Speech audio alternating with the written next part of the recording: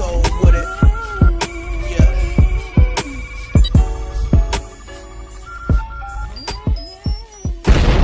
What's going on, everybody? Dialerix TV back with another video, and I would like to discuss with you guys a few articles that I've read pertaining All-Star forward Andre Iguodala and give you guys an update on how the Lakers could possibly still have a great chance and a golden opportunity at potentially acquiring Iguodala with just some patience. I would also like to provide you guys with other articles analyzing why other teams may not have the same shot that the Lakers may have if Andre Iguodala is in fact bought out by the Memphis Grizzlies. But I was reading this article on Bleacher Report, and this article is via Eric Pincus, and the headline reads, "Insiders Scout NBA Trade Market." Eric Pincus gathered these comments from a Western Conference executive. We already know now, which has been reported, that the Memphis Grizzlies have no intentions to buy Andre Iguodala out if he isn't dealt, and that's their position for at least now, one executive says. He also spoke about the Clippers and them potentially acquiring Andre Iguodala, and the article goes on to say that Andre Iguodala would be an important piece for any contender. The Los Angeles Lakers 24-3 or the Clippers 20-8 are the obvious destinations, but the Lakers really don't have the $12.2 million in movable contracts to match Iguodala's $17.2 million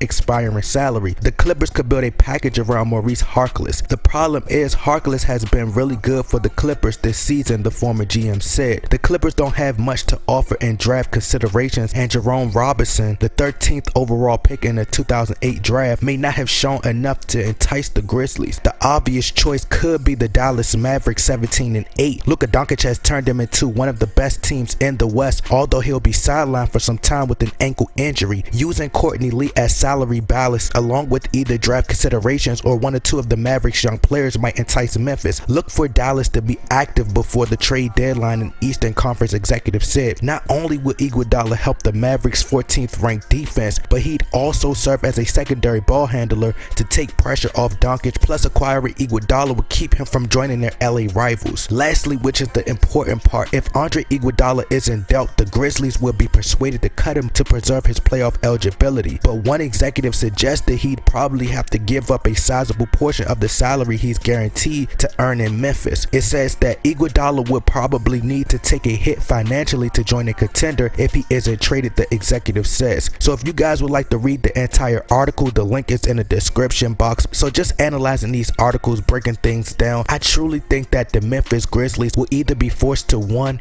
Reduce their trade demands for Iguodala, 2. Buy him out, of course, and 3. Lose him for nothing by letting him walk in free agency, because asking for a first round protected pick for an aging player is really a lot to be asking teams for. As I stated, and this was way before reports came out, but I stated in a previous video weeks ago that I thought that the Grizzlies wanted to keep Andre Iguodala because they wanted to somewhat replicate what the Golden State Warriors did back in 2009 when Steph Curry was drafted, up until 2014 when they built that Warriors foundation and competed for multiple NBA championships. And I think they wanted to do the same thing with Ja Morant and those guys in Memphis, which that was confirmed that they were trying to do that in the article as well. Like I stated, the Grizzlies are asking a lot for someone who is a former Finals MVP and a 3-time NBA champion who could truly help a team compete for a championship, but he isn't in his prime and is somewhat injury prone at this stage of his career. You're asking a lot, and what proves that the Memphis Grizzlies must be really asking for a lot is the fact that it's been reported that the Houston Rockets tried to trade for Andre Iguodala in multiple ways. This article is via NBC Sports, and the article states that this is coming directly from ESPN Adrian Wojnarowski, and he says Daryl Morey has tried any number of 2-way,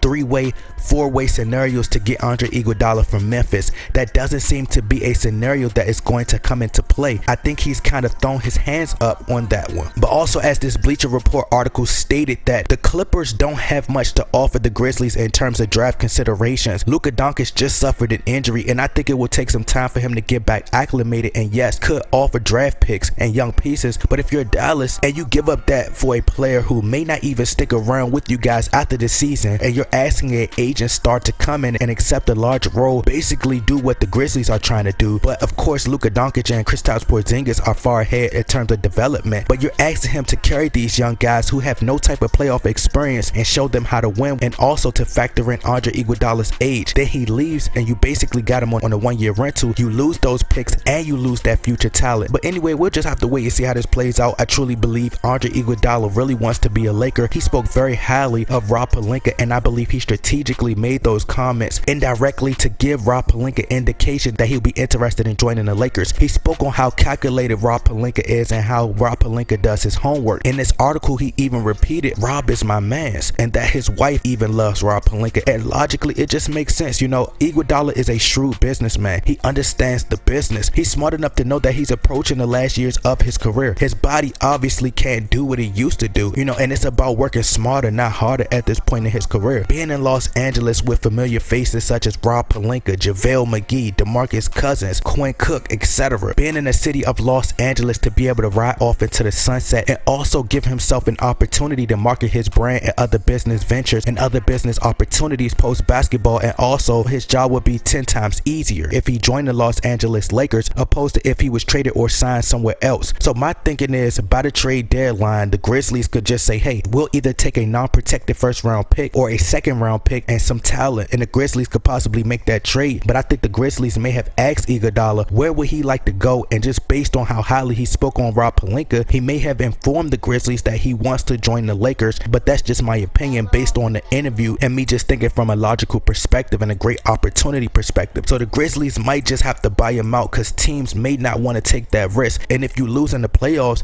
or if you don't make the finals, then he could still walk. So in my honest opinion, I think if he's in fact bought out by the Grizzlies, I think the Lakers are the clear-cut favorites to sign him. But that's just my opinion. We'll just have to wait and see. But y'all let me know what y'all think. Y'all get in that comment box, like, share, subscribe.